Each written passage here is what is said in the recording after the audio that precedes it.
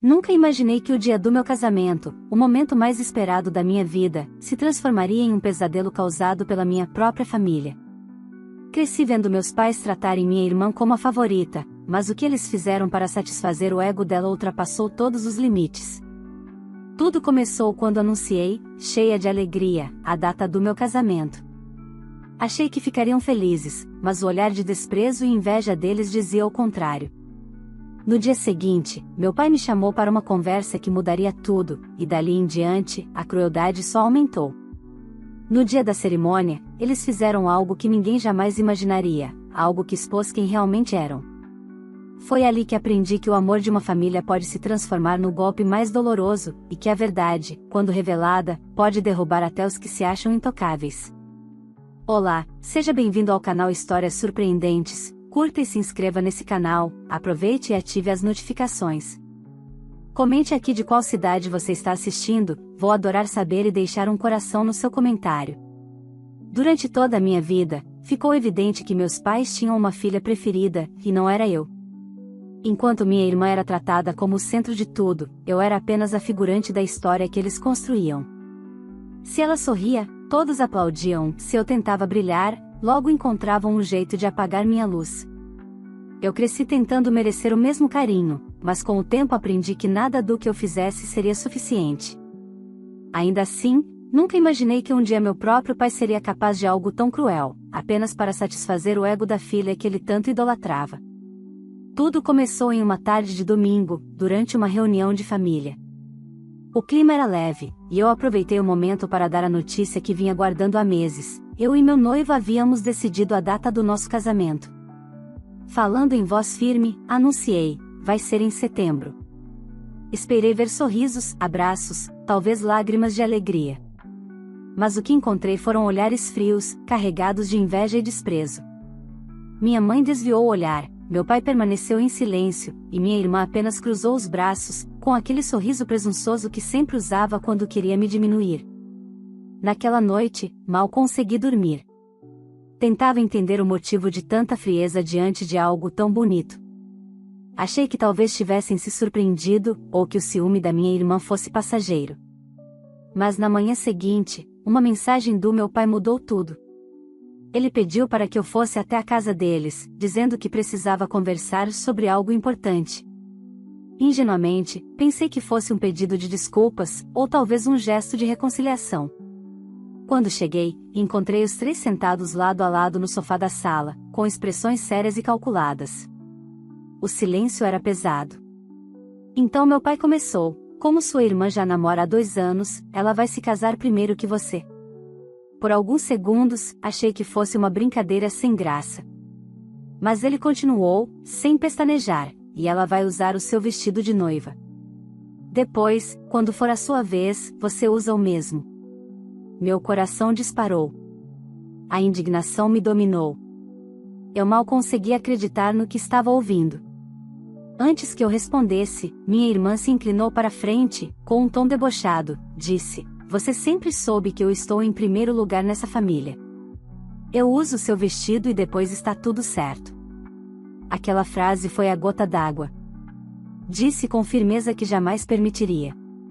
O rosto do meu pai ficou rubro de raiva, minha mãe me chamou de ingrata e minha irmã soltou uma risada alta, como se estivesse se divertindo com o absurdo da situação. Saí dali decidida a não ceder, mesmo que isso significasse enfrentar a fúria de todos. Meses depois, o casamento da minha irmã aconteceu com pompa e luxo. Eles fizeram questão de exibir cada detalhe nas redes sociais, como se estivessem celebrando uma vitória pessoal. Mas, apesar das tentativas, ela não usou meu vestido, e isso parecia tê-los irritado ainda mais. Acreditei que, depois disso, as coisas finalmente se acalmariam. No entanto, o destino reservava algo muito mais cruel. O dia do meu casamento chegou e, por um breve momento, tudo parecia perfeito. O salão estava decorado com flores brancas, o perfume das rosas enchia o ar, e meu vestido aguardava cuidadosamente guardado em uma sala ao lado. Era o símbolo da minha independência, da minha vitória silenciosa sobre anos de rejeição. Até que uma das organizadoras entrou correndo, pálida e trêmula, segurando algo nas mãos. Era um pedaço do meu vestido, rasgado. Corri desesperada até a sala e encontrei o tecido destruído em 3 partes, espalhado pelo chão. Sobre a mesa, um bilhete: não quis ceder o vestido para sua irmã, então você também não vai usá-lo. Por um instante, senti o mundo girar. Meus pais e minha irmã haviam invadido o local, destruído meu sonho e, em seguida, voltado ao salão, como se nada tivesse acontecido. Eles estavam lá, rindo, bebendo, aguardando o desfecho da minha dor. Mas o que eles não sabiam é que aquele gesto seria o início da ruína que eles mesmos criariam. Porque a partir daquele momento, algo dentro de mim se transformou, e eles pagariam caro por cada lágrima que derramei naquele dia. As horas seguintes ao rasgar do meu vestido pareciam um borrão de dor e incredulidade. As pessoas corriam ao meu redor, tentando improvisar soluções, enquanto eu permanecia imóvel, encarando o tecido destruído. Não era apenas um vestido, era o símbolo de tudo que eu havia superado. E eles, meus próprios pais e minha irmã, haviam rasgado não apenas o tecido, mas também o último fio de respeito que ainda restava entre nós. Quando recuperei o fôlego, algo dentro de mim mudou. A tristeza deu lugar à determinação. Eu não deixaria que aquela crueldade se transformasse em vergonha diante dos meus convidados. Limpei as lágrimas, respirei fundo e chamei discretamente o gerente do salão. Pedi que ele verificasse as câmeras de segurança da sala onde o vestido estava guardado. Ele hesitou, talvez por receio de se envolver em uma confusão familiar, mas bastou o meu olhar firme para que ele entendesse que eu precisava da verdade e de provas. Enquanto isso, minha irmã circulava pelo salão com um sorriso triunfante, fingindo inocência. Meus pais, sentados à mesa principal, brindavam como se nada tivesse acontecido. Era um espetáculo de hipocrisia. Pouco tempo depois, o gerente voltou, pálido. Disse que havia visto algo nas imagens que eu precisava ver. Fomos até a sala de controle, e lá estava, meu pai abrindo a porta, minha mãe olhando em volta para garantir que ninguém os via, e minha irmã, com um sorriso frio, pegando uma tesoura e rasgando o vestido em 3 partes. Quando terminou, ela deixou o bilhete sobre a mesa, riu e saiu tranquilamente, de braços dados com os 2. Não chorei. Apenas senti um silêncio profundo dentro de mim, o tipo de silêncio que precede uma decisão definitiva. Voltei para o camarim e disse ao meu noivo: eles destruíram o meu vestido. Mas não vão destruir o nosso casamento. Com a ajuda da equipe, improvisamos uma solução usando forro e algumas rendas de reserva. O resultado era simples, mas digno. Ainda assim, algo em mim queria mais do que apenas resistir, queria justiça. Pouco antes da cerimônia, pedi ao gerente que conectasse o sistema de câmeras ao telão do salão, onde seria exibido o vídeo de boas-vindas aos convidados. Ele tentou me dissuadir, mas eu insisti. Quando entrei no salão, todos se levantaram e aplaudiram. O vídeo começou, mostrando fotos minhas e do meu noivo, mas, de repente, a imagem mudou. O salão silenciou. Na tela, a gravação mostrava claramente meus pais e minha irmã destruindo o vestido, rindo, deixando o bilhete. O ar ficou pesado. Houve suspiros, murmúrios, e alguém na plateia exclamou: "Isso é um absurdo." Meus pais empalideceram instantaneamente. Minha irmã tentou se levantar, mas o olhar coletivo daquelas dezenas de pessoas a fez congelar. O vídeo terminou, e o silêncio foi substituído por um burburinho indignado. O mestre de cerimônia se aproximou, visivelmente constrangido, e, sem que eu precisasse dizer uma palavra, pediu que os 3 se retirassem do local. Eles tentaram argumentar, mas ninguém os ouviu. Alguns convidados começaram a vaiar, outros se levantaram para abrir caminho até a saída. Vi quando meu pai abaixou a cabeça, derrotado, e minha mãe o seguiu com passos vacilantes. Minha irmã foi a última a sair, o olhar carregado de ódio e humilhação. Quando a porta se fechou atrás deles, um silêncio respeitoso tomou conta do salão. O cerimonialista, sem saber o que fazer, olhou para mim. Então, com um sorriso sereno, dei um passo à frente e disse: "Agora sim, podemos começar." A cerimônia prosseguiu com emoção verdadeira. Nenhum dos convidados jamais esqueceria o que presenciou. E, pela primeira vez na vida, eu senti o peso da verdade me libertar. A dor ainda estava ali, mas transformada em força. Mais tarde, durante a festa, recebi inúmeras mensagens de apoio. Pessoas que eu mal conhecia me diziam que estavam orgulhosas da minha coragem. Eu apenas respondia com um sorriso discreto. Aquela noite, que eles tentaram transformar em tragédia, se tornará o marco da minha independência. Meu noivo, agora marido, me abraçou e sussurrou: "Você não apenas casou hoje. Você se libertou." E ele estava certo. Eu havia perdido um vestido, mas ganhado algo muito mais valioso: o direito de nunca mais abaixar a cabeça diante deles. O que eu ainda não sabia era que aquela exposição pública teria consequências profundas. Meus pais e minha irmã não suportariam o peso da vergonha e, movidos pela humilhação, fariam de tudo para tentar se vingar. Mas, desta vez, quem estava pronta era eu. Nos dias que se seguiram ao casamento, o vídeo da gravação se espalhou como fogo. Alguns convidados, revoltados com o que viram, comentaram nas redes, outros enviaram mensagens de apoio, e em poucas horas a história estava em todos os círculos da família. O nome dos meus pais e da minha irmã virou sinônimo de vergonha. Nenhum deles esperava que as máscaras caíssem daquela forma. Mas, para mim, aquilo não era sobre vingança, era sobre verdade. Eu finalmente tinha mostrado ao mundo quem eles realmente eram. Ainda assim, no fundo, eu sabia que não deixariam aquilo barato. A vergonha pública havia ferido o orgulho que sustentava toda a dinâmica daquela família. E um ego ferido é capaz de atitudes impensáveis. Logo após a lua de mel, voltei para a rotina com meu marido, tentando reconstruir a normalidade. Ele se mostrou um companheiro inabalável, sempre me lembrando de que o amor que compartilhávamos era mais forte do que qualquer maldade. Mas a tranquilidade durou pouco. Naquela manhã de segunda-feira, ao chegar no trabalho, encontrei um envelope sobre minha mesa. Dentro havia uma carta escrita à mão, sem remetente. Você pode ter enganado os outros com sua encenação, mas sempre será a filha ingrata que envergonhou a própria família. Reconheci a caligrafia de imediato, era da minha mãe. Aquilo me fez sorrir com ironia. Eles ainda não tinham entendido que o poder que exerciam sobre mim havia se dissolvido no momento em que rasgaram aquele vestido. Ignorei a provocação, mas, nos dias seguintes, começaram as tentativas de aproximação. Primeiro foi minha mãe, ligando para dizer que estava arrependida, que tudo não passará de um mal-entendido. Depois meu pai, tentando convencer meu marido de que família é família e que deveríamos deixar o passado para trás. Nenhum deles mencionava o que haviam feito de fato, queriam reescrever a história, transformando a crueldade em erro de momento. Mas a pior de todas foi minha irmã. Um mês após o casamento, apareceu sem avisar na porta da minha casa. Estava abatida, o rosto cansado, mas o mesmo olhar arrogante de sempre. Pediu para entrar, e eu, curiosa, deixei. "Vim conversar", disse ela, cruzando os braços. "Eu sei que exagerei, mas você também destruiu a nossa imagem." Ri, sem conseguir conter o espanto diante da audácia. "Nossa imagem?"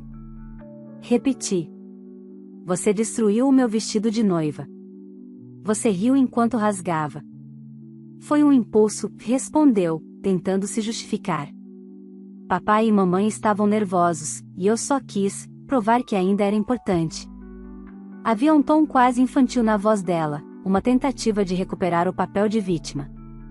Mas aquela era uma peça que eu já conhecia de cor. "Se veio buscar perdão, está no endereço errado", respondi calmamente. "E se veio buscar aprovação, ela ficou no salão, junto com o que restou da sua dignidade." Ela ficou em silêncio por um tempo, os olhos marejados, não de arrependimento, mas de raiva. Antes de ir embora, disse algo que ecoou na minha mente por dias: "Você pode ter ganhado o público, mas perdeu a família. E sem família, ninguém é nada." Fechei a porta sem responder. Mas dentro de mim, algo queimava. Não por tristeza, por determinação. Ela ainda acreditava que a minha vida girava em torno deles. O que ela não sabia é que eu já havia começado a construir algo muito maior, longe daquela sombra tóxica. Com o passar dos meses, eu e meu marido abrimos uma pequena empresa. Trabalhamos duro, dia e noite, e aos poucos o negócio começou a prosperar. Enquanto eles se afastavam de todos, tentando se esconder da vergonha, eu ganhava visibilidade e respeito. As pessoas me admiravam pela força e pela forma como transformei dor em propósito. Foi então que o destino, mais uma vez, decidiu se pronunciar. Certa manhã, recebi uma ligação inesperada. Era um ex-funcionário da empresa do meu pai, alguém que cresceu me vendo ser desprezada nas reuniões familiares. Ele parecia hesitante, mas decidido. Achei que você devia saber, seu pai está prestes a perder tudo. Ele fez alguns investimentos arriscados e acabou envolvendo a empresa da família. Estão com dívidas enormes. Por um instante, senti o mesmo frio na barriga de quando vi meu vestido destruído. Não de medo, mas de pressentimento. As peças começavam a se encaixar. A ruína que eu não precisei causar estava se formando sozinha, fruto da soberba que sempre os guiou. Naquela noite, enquanto observava as luzes da cidade pela janela, meu marido perguntou se eu me sentia vingada. Pensei por alguns segundos e respondi, não. Ainda não. Porque, embora o destino estivesse começando a cobrar, eu sabia que a verdadeira lição ainda estava por vir. E, desta vez, seria dada com a serenidade de quem não precisa sujar as mãos para ver a justiça acontecer. As semanas seguintes trouxeram notícias que, até pouco tempo atrás, eu jamais imaginaria ouvir. A empresa do meu pai, que por décadas havia sido motivo de orgulho e ostentação nas conversas familiares, estava à beira da falência. Contratos rompidos, fornecedores cobrando dívidas atrasadas e funcionários pedindo demissão. O império que ele construíra com arrogância e desprezo pelos outros estava desmoronando diante dos próprios olhos. Eu não precisei mover um único dedo. Apenas assistia, de longe, como quem vê uma tempestade que um dia foi anunciada e agora finalmente chega.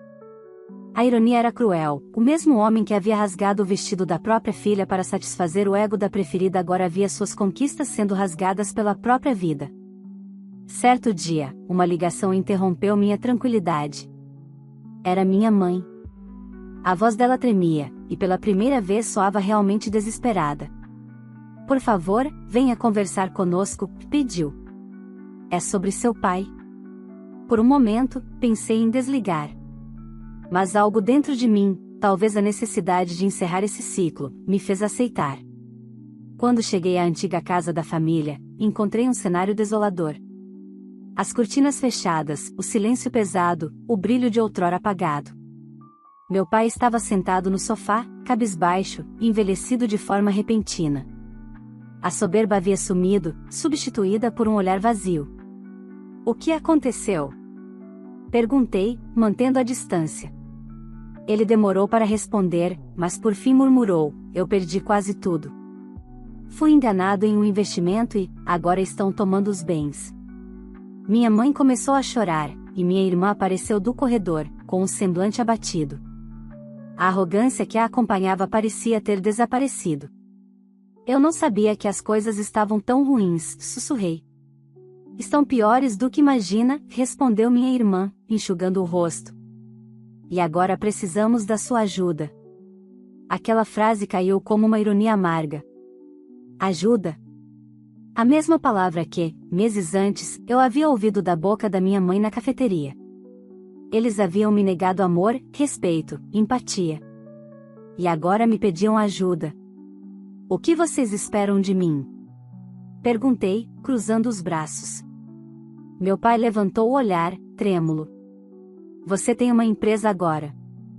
Está indo bem. Talvez pudesse nos emprestar uma quantia, temporariamente, até resolvermos. Ri, não de deboche, mas de pura incredulidade. Emprestar dinheiro? Depois do que fizeram comigo? Vocês realmente acreditam que o mundo gira em torno dos seus desejos, não é? Minha irmã tentou intervir, aproximando-se. Não foi tão grave assim, disse, em um tom que soava quase ofensivo. Você casou, ficou bem, tudo terminou bem para você. Virei o rosto lentamente em direção a ela. Não, não terminou. Porque existem feridas que o tempo não apaga, apenas cicatriza. Mas algumas cicatrizes servem para lembrar quem realmente merece ficar na nossa vida, respondi com firmeza. O silêncio se instalou. Pela primeira vez, eles pareciam perceber a profundidade daquilo que haviam feito. Não era sobre um vestido, nem sobre um casamento.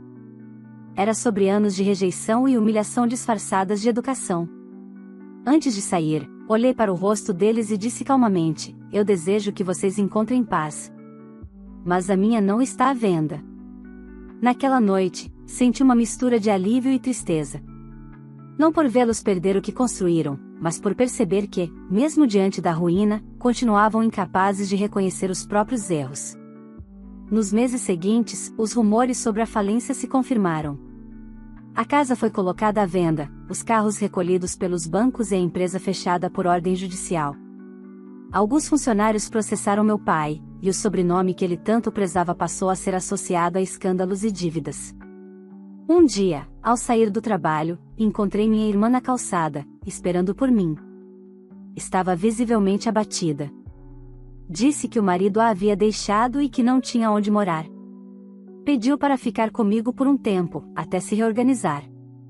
Olhei para ela por longos segundos, tentando encontrar no olhar alguma centelha de arrependimento, mas só vi desespero. Você tem ideia do que está me pedindo? Perguntei. Eu não tenho mais ninguém, respondeu, com lágrimas nos olhos. Por um momento, meu coração se apertou. Lembrei da infância, dos dias em que ainda acreditava que poderíamos ser irmãs de verdade. Mas aquela menina já não existia. Sinto muito, respondi, com a voz firme. Eu precisei me reerguer sozinha. Agora é a sua vez. Ela começou a chorar, mas não disse mais nada. Apenas virou as costas e foi embora, com passos lentos. Naquela noite, percebi que, às vezes, a justiça não vem com tribunais nem com vinganças. Ela vem quando a vida devolve a cada um exatamente o que merece, nem mais, nem menos. E naquele momento, o que minha família enfrentava era apenas o reflexo fiel do que me fizeram passar. Mas eu ainda não sabia que a história teria um último desfecho. Um que colocaria todos, inclusive eu, diante de uma escolha definitiva entre o perdão e o fechamento de um ciclo que durou a vida inteira. 2 semanas depois da conversa com minha irmã, minha rotina parecia finalmente ter voltado ao equilíbrio. A empresa ia bem, meu casamento estava mais forte do que nunca e, aos poucos, eu aprendi a viver em paz sem o peso de tentar agradar uma família que nunca me aceitou como eu era. No entanto, a vida, de forma quase cruel, sempre encontra um jeito de testar nossa serenidade. Numa manhã chuvosa, enquanto revisava relatórios no escritório, a secretária anunciou que havia um casal esperando por mim. Quando olhei pelo vidro, senti o coração apertar. Meus pais estavam ali, encharcados, abatidos, mas com a mesma expressão de quem acreditava que ainda poderia me manipular. Pedi que entrassem. Eles se sentaram sem dizer nada por alguns segundos, até que meu pai, com a voz trêmula, começou: sabemos que o que fizemos foi imperdoável, mas não temos mais para onde ir. Minha mãe, com os olhos inchados, segurou a mão dele e completou: estamos sendo despejados.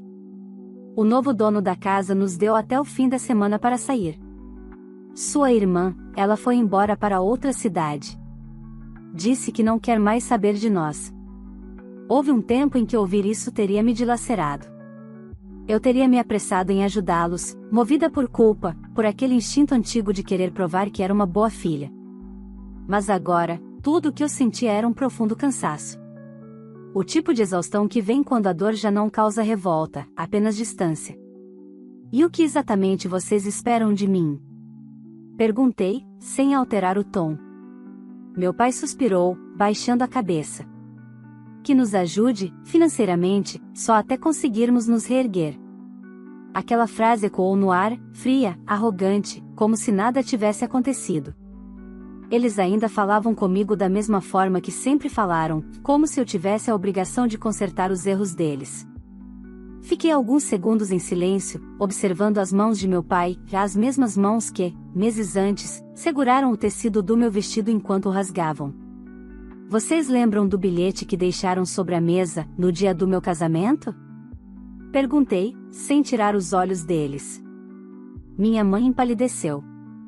Aquilo foi um erro terrível, balbuciou. A gente estava nervoso, foi um momento de loucura, não, mãe, que interrompi. Foi um momento de verdade. Foi quando vocês mostraram quem realmente eram. Meu pai se levantou, irritado. Já chega. Não viemos aqui para ouvir sermões. E eu não estou aqui para oferecer redenção, respondi.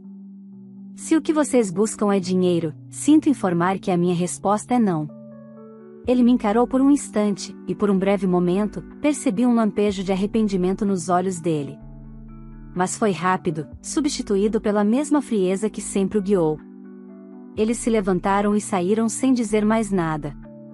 Naquela noite, choveu forte. Fiquei em silêncio, olhando pela janela, imaginando onde estariam. Parte de mim, apesar de tudo, ainda desejava que estivessem seguros. Mas o outro lado, o mais consciente, sabia que aquela era a consequência inevitável de uma vida construída sobre orgulho e mentira. Dias depois, um ex-vizinho me contou que meus pais haviam sido vistos deixando a casa em uma caminhonete velha, com alguns poucos pertences. Não havia mais nada para onde voltar. Minha irmã, segundo soube, havia tentado se mudar para outra cidade com um novo namorado, mas o relacionamento terminou antes mesmo de começar. Enquanto isso, minha vida seguia em um ritmo oposto.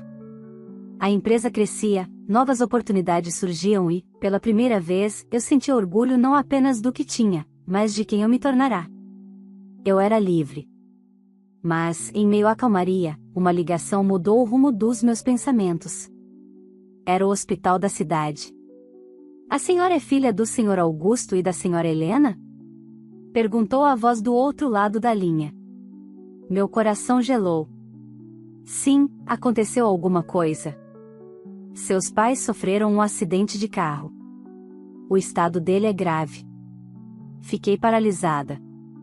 Por alguns segundos, todas as lembranças voltaram com força, o vestido rasgado, o bilhete, as humilhações. Mas, junto delas, veio também algo inesperado, a dúvida. Será que eu ainda seria capaz de perdoar? Fui até o hospital. Quando entrei no quarto, minha mãe estava deitada, com o braço engessado e o olhar perdido. Meu pai, pálido e com tubos ao redor, respirava com dificuldade. Ela me olhou e começou a chorar. Eu sei que não merecemos nada, mas, obrigada por vir. Senti o coração apertar. Por um momento, vi não a mulher que me desprezou, mas uma mãe frágil, assustada. Respirei fundo e disse, eu não vim por vocês. Vim por mim. Porque não quero carregar o peso do ódio pelo resto da vida. Ela chorou em silêncio, e eu me afastei. Ao sair do hospital, percebi que talvez o verdadeiro acerto de contas não fosse externo, mas dentro de mim. Eles haviam colhido tudo o que plantaram. E eu, ao contrário deles, tinha uma escolha, seguir em frente sem me envenenar pelo rancor. Mas o destino ainda me reservava um último encontro, um momento que encerraria aquele ciclo de uma vez por todas. Os dias seguintes ao acidente foram uma mistura de silêncio e reflexões. Eu evitava o hospital, mas a cada amanhecer, algo dentro de mim me empurrava para lá. Não por obrigação, mas por necessidade de entender o que aquele momento representava. Talvez fosse o último capítulo de uma história que eu jamais quis escrever. Quando voltei ao hospital, a médica me informou que o estado do meu pai havia se estabilizado, mas ele precisava de repouso absoluto e de um tratamento caro. Minha mãe, abatida, mal conseguia se manter de pé. Ela me olhou com um misto de vergonha e súplica. Nós não temos condições de pagar, disse, a voz rouca. Eu sei que você já fez muito ao vir aqui, mas, por favor, se houver alguma chance de ajudar. As palavras dela ecoaram dentro de mim como um lembrete de tudo o que vivi.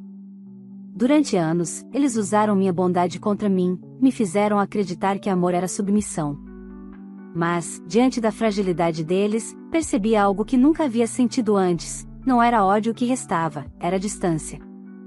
Uma distância emocional tão sólida que nem o sangue seria capaz de romper. Respirei fundo e respondi com calma, eu posso autorizar o tratamento, mas não por vocês. Faço isso porque não quero que a vida me transforme no que vocês foram comigo. Minha mãe começou a chorar. Eu sei que falhamos, filha, disse entre soluços. Mas nunca imaginei que chegaríamos a esse ponto. Pois é, respondi, serena. a vida sempre cobra. Às vezes, em silêncio. Às vezes, diante de todos. Deixei o hospital e fui direto para a empresa. Naquele mesmo dia, autorizei o pagamento das despesas médicas, de forma anônima. Não era um ato de reconciliação, mas de libertação.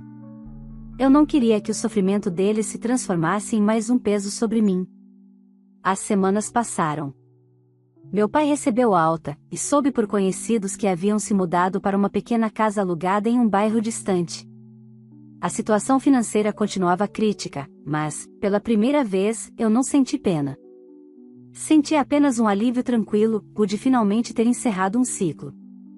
Certa tarde, enquanto saía do trabalho, encontrei minha irmã parada próximo ao estacionamento. O tempo havia sido cruel com ela. O olhar antes altivo agora era de alguém cansada, sem rumo. Ela se aproximou lentamente. Eu soube que ajudou nossos pais, disse, a voz baixa. Obrigada, mesmo que não tenha feito por eles. Eu não fiz, respondi. Fiz por mim.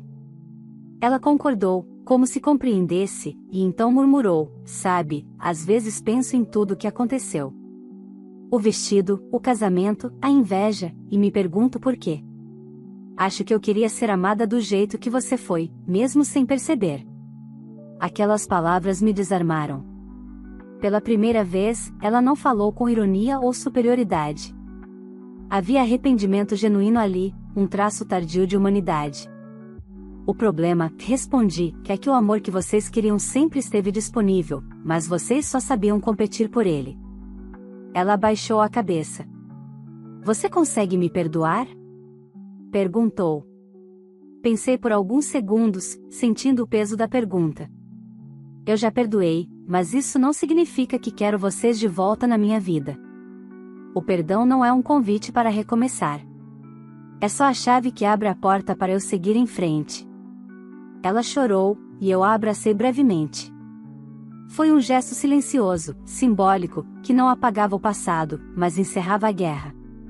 Nos meses seguintes, a vida seguiu seu curso. Minha empresa cresceu ainda mais, eu e meu marido viajamos, e finalmente comprei o terreno onde construímos a casa dos nossos sonhos. Um lar de verdade, não por luxo, mas por paz.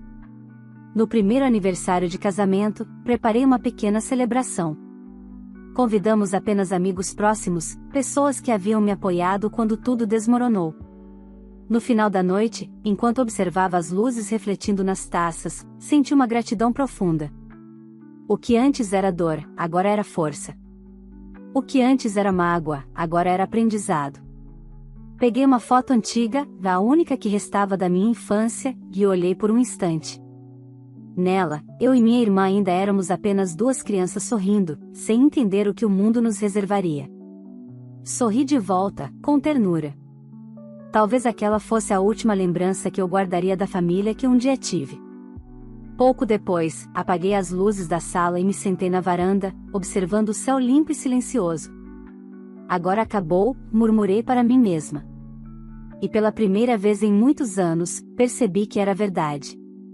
A dor não me definia mais. Eu havia perdido uma família, sim, mas ganhado algo infinitamente mais valioso, a liberdade de ser quem sou, sem precisar da aprovação de ninguém. O destino foi duro, mas justo. E no fim, cada um recebeu exatamente o que merecia, inclusive eu. Se você chegou até aqui, quero saber a sua opinião. Você teria feito o mesmo que essa filha fez? Teria ajudado os pais e a irmã depois de tudo que eles fizeram, ou deixaria que cada um colhesse as próprias consequências? Essa história mostra como, às vezes, a justiça da vida chega em silêncio, e que perdoar não é voltar atrás, mas seguir em frente sem carregar o peso da dor. Se essa história te emocionou, curta o vídeo, inscreva-se no canal e ative o sininho para não perder as próximas histórias inspiradoras que publicamos aqui. Isso ajuda muito o canal a crescer e continuar trazendo histórias que fazem a gente refletir sobre família, amor e superação. E antes de ir embora, me conta nos comentários, de qual cidade você está assistindo este vídeo? Quero ver até onde nossa história está chegando e deixar um coração no seu comentário.